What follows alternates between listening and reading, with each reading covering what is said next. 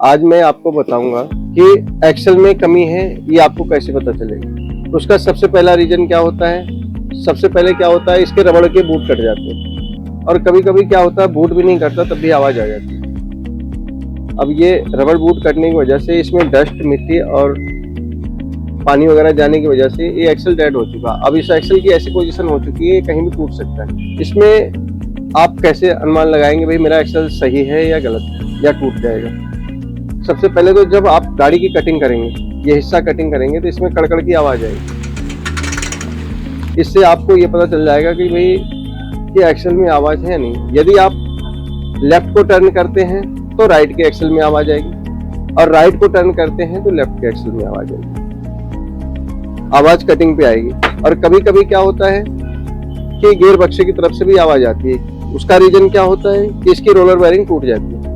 Roller bearing टूटने के बाद जब आप गियर डाल के उठाएंगे गाड़ी को तो कड़क की आवाज आएगी।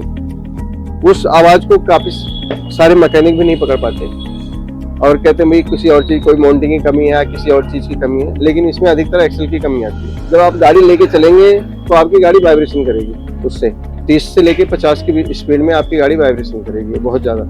इसके लिए आप या तो किसी अच्छे एक्सल वाले से रिपेयर करवा सकते हैं या तो इसमें नया एक्सल डलवा सकते हैं।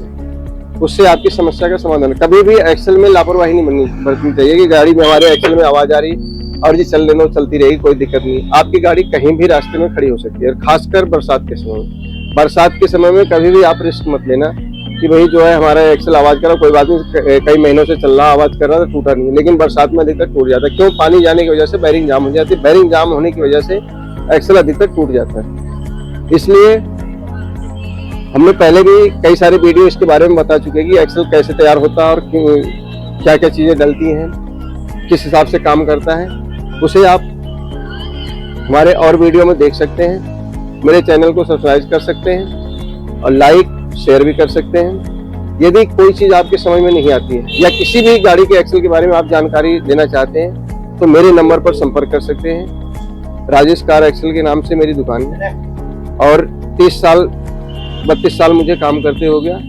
एक्सल में किसी भी गाड़ी के बारे में आप मुझसे जानकारी ले सकते हैं। धन्यवाद।